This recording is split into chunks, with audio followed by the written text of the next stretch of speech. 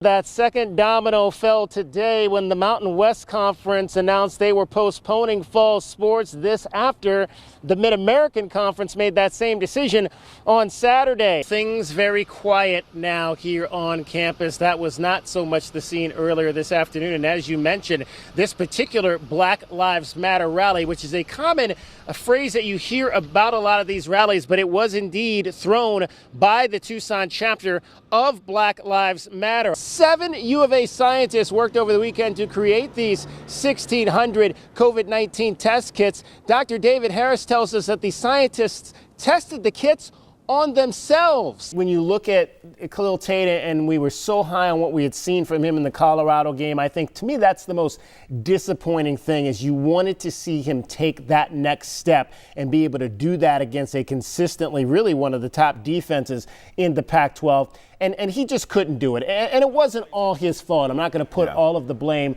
on Khalil Tate, but you just wanted to see him continue to be consistent. I mean, obviously, he couldn't run the football, and I want to stop right here because I want you to hear what Kevin Sumlin said after the press conference, or at the press conference after the ball game, when he was asked if Khalil Tate was hurt. Is he 100% healthy? I don't know. I just be honest with you, don't know.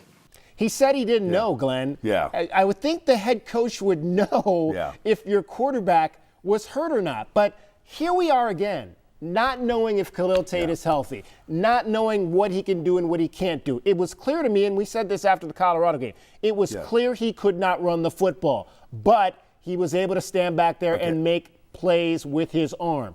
It was clear he could not or was not going to run the football against Washington, and he could not make the same plays with his arm. I've said throughout Khalil Tate's tenure as quarterback at U of A that although dual threat QBs are not what I prefer, for this program to be successful with Tate leading it, he has got to be able to run the football to make this offense go. Now, it was clear in the Colorado game coming back off that injury that Khalil Tate was not really running that day. And it was clear in this Washington game that Khalil Tate was not really running as he would without an injury, which led to Arizona Daily Star's Michael Lev to ask head coach Kevin Sumlin after Saturday's game if Tate was 100% healthy. Here is what Sumlin said Saturday night. I don't know. I just be honest with you, don't know. What is this? Fast times at Ridgemount High? Gee, Mr. Spicoli, I don't know. Well, what we do know is Saturday night, in terms of passer rating, it was Tate's worst game of the season. And I asked someone today how concerning that was, considering Tate had seemed to take a gigantic step forward in Colorado. What do you mean by concerning? I mean, he didn't play very well. As good as he played the week before, didn't play very well this week. It's what it is. And it was obvious, and he didn't feel very good about it himself. You said after the game that you did not know whether or not he was at full strength. Should you know as the head coach whether your quarterback has full functionality? Yeah, well, that's how I answered the question, right? So I probably, that was probably a bad answer. And the conference didn't just pull the plug on football. Mere hours after the Big Ten Conference shuttered all fall sports, the Pac-12 Conference took it a step further. We are reluctantly coming to this decision that the earliest that we could start would be in January. January? The Pac-12 shutting down not just fall sports, but all sports until after New Year's Eve. That means no preseason Wildcat men's basketball and no U of A women's hoops in November and December. Wildcats volleyball coach Dave Rubio in a statement said, "I'm devastated for our players." Oregon football's motto is win the day, but on Tuesday, COVID-19 won the day. The Pac-12 isn't the law in each of our jurisdictions. The county health authorities are the law in our jurisdictions, and the governors. We have responsibilities and accountability, and so the science and the medicine says we cannot allow you to go forward right now, so we won't. And they won't, despite players who cried out #We want to play. Some who even said they'd sign liability waivers in order to play through this coronavirus pandemic. We're not driven by lawyers who say, well, we'll relieve you of liability. That's not what floats the boat in this conference. That's where we are. So the liability thing, other folks can talk about that. We're about accountability and responsibility to our student athletes.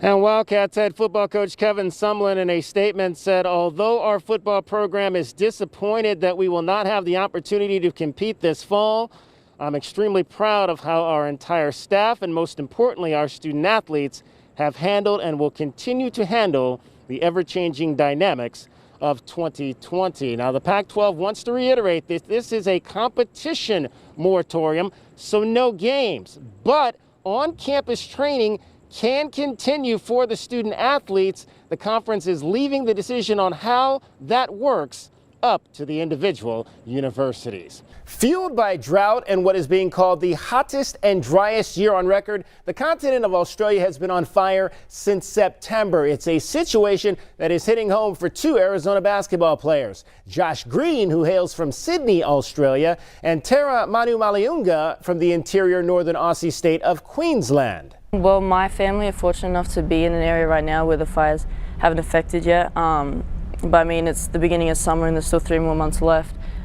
So that's a bit scary. My friends in Sydney have evacuated their homes. It's very unfortunate right now. I'm trying to do as much as I can from where I'm at right now, but it's sad. Sad indeed. And to make matters worse, unlike the United States, where right now it is winter, January is the heart of summer in Australia. In Australia, there's still about 3 more months of summer, so who knows what it can do. All of it's totally devastating to hear, how much land we've lost, how many animals are being killed. Like, there's been 500 million animals killed and a lot of land's gone, so I mean, it's devastating to hear. The fire is about 20 minutes from where I live, so I know a lot of my friends and my family, they have like their hoses ready and sandbags ready.